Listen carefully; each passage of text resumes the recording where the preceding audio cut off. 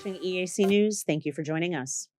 The Ministry of Health reminded the public to be vigilant and responsible in protecting their personal and family health by helping to prevent the spread of dengue fever at home and on a large scale community basis. On Tuesday, the ministry released a statement noting a significant increase in dengue cases, saying that the viral infection has a 5 to 6 year cycle during which cases peak. Dengue fever can occur in people of all ages and is caused by the dengue virus, transmitted by the bite of a tiger mosquito that lays eggs in water. The ministry warned people to be aware of anything that can collect still water, from jars, flower pots, and bowls at home to tires and cans that are stored or disposed of in open fields, leaving a breeding ground for mosquitoes.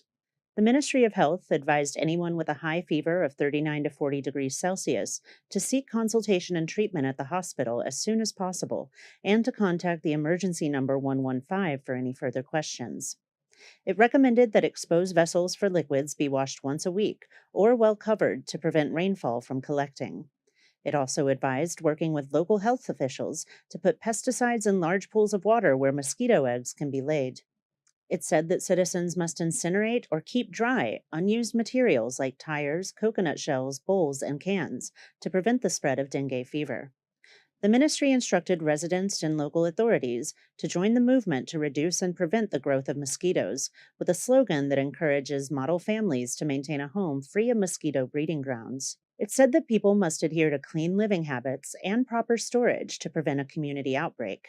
It said that houses should be kept full of light when possible to deter mosquitoes, and that clothes should be inspected before worn, as the insects gather in wardrobes for their cool, dark environment. It suggested that people wear long sleeve clothing, sleep under a mosquito net regularly day and night, and to avoid quiet, shady areas where the insects like to gather. Kristen Winters, EAC News. Watching EAC News, thank you for joining us. The French government and the French Agency for Development expressed their commitment to continue cooperation with the Ministry of Labor and Vocational Training in the areas of education, technical and vocational training, also known as TVET, in addition to social security programs, in line with the recommendations of Prime Minister Hun Manet. On Wednesday, Minister of Labor and Vocational Training, Heng Sua, met with Jacques Pellet, France's ambassador to Cambodia, and Sandrine Boucher, the AFD country director for Cambodia. The French ambassador congratulated Heng Sua on his appointment as the new Minister of Labor and Vocational Training. He also praised the progress of Cambodia, which has been rapidly developing since he first arrived in Cambodia in 1995. The ambassador emphasized that the French government, through AFD, remains committed to supporting Cambodia's development via cooperation with other ministries and institutions. In terms of the Ministry of Labor, the French are prepared to help further Cambodia's progress in TVET and build a social security system. They promoted TVET projects for competition and skills for the future economy, saying that the technical aspects of the projects are mapped out and that there are plans to sign an agreement in the near future. They also discussed a pilot program which will provide health insurance to garment factory workers in Cambodia.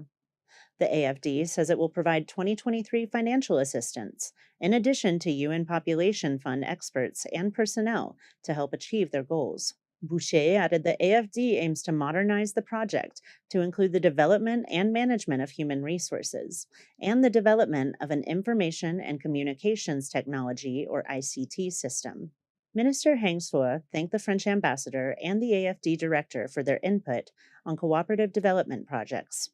He then emphasized that the projects were in line with the first phase of the new administration's Pentagon strategy. The minister thanked the French side for its cooperation and support in the initiatives, and pledged to continue to strengthen cooperation with the French government and the AFD projects to achieve maximum results.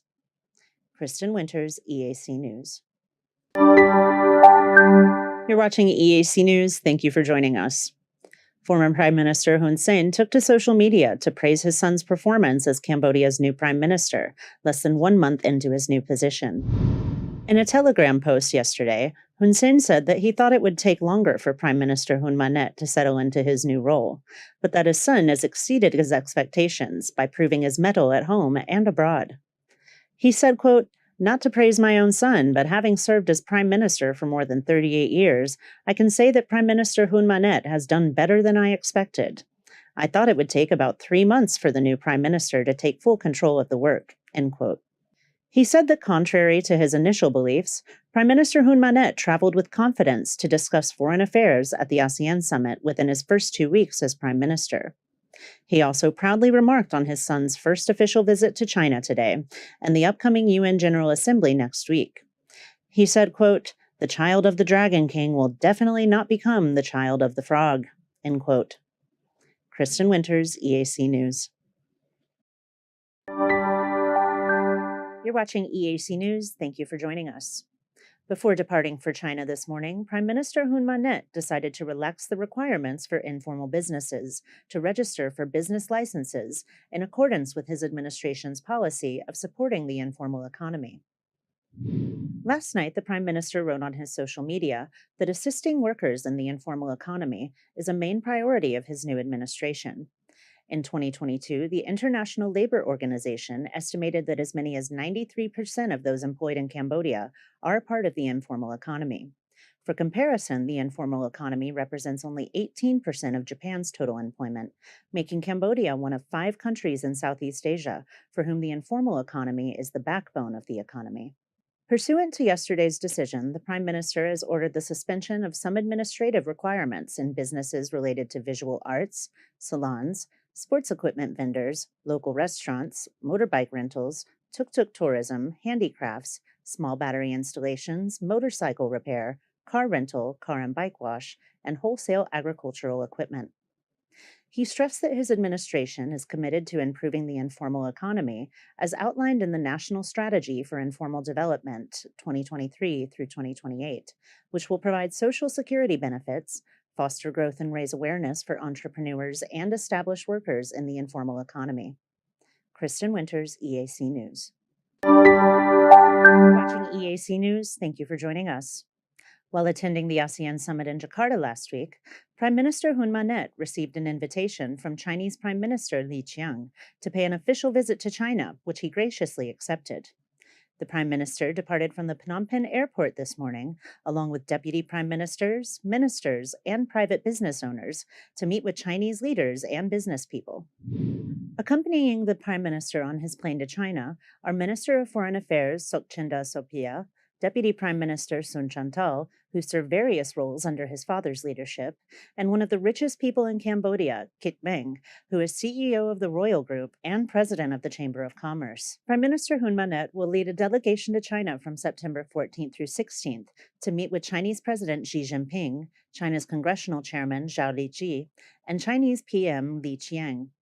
The Ministry of Foreign Affairs stated that the leaders will exchange views on a number of topics, including building a common destiny of Cambodia and China in the new era by further promoting their diamond cooperation, strategic direction for Cambodia-China relations, and regional and international events pertaining to common interests. Prime Minister Hun Manet will hold bilateral talks with Prime Minister Li Qiang on cooperation between the two countries, and the two prime ministers will also preside over the signing ceremony of a number of cooperation documents. After the official state visit, Prime Minister Hun Manet will attend the 20th ASEAN-China Expo on September 16th through 17th in Nanning. As Cambodia and China celebrate the 65th anniversary of diplomatic relations and the Year of Friendship, the upcoming visit will further strengthen the comprehensive strategic partnership between the two countries. Kristen Winters, EAC News. You're watching EAC News. Thank you for joining us. Former Cambodian Prime Minister Hun Sen wants Japanese businesses to invest in factories to process existing raw materials and in advanced technologies such as car assembly, electronics, and energy. Hun Sen met with the president of the Japan-Cambodia Association and former Japanese ambassador to Cambodia, Fumiaki Takahashi, to discuss business and the upcoming celebration of the 70th anniversary of Japan-Cambodia diplomatic relations in November. Takahashi told Hun Sen that he is ready to invite Japanese investors, especially small and medium enterprises, to invest in key sectors in Cambodia after having discussed the matter with Prime Minister Hun Manet. Hun Sen was happy to hear that and suggested the ambassador push for investment in 2 main areas: factories to process raw materials and factories to produce advanced technologies such as car assembly, electronics, and energy. He also mentioned the importance of building food security in the Mekong region by supplying production chains and establishing the Association of Rice Exporters to maintain price stability and unanimity in market supply. The former prime minister said he highly values the good diplomatic relationship between Cambodia and Japan and referenced a bamboo bridge that connects them. Kristen Winters, EAC News.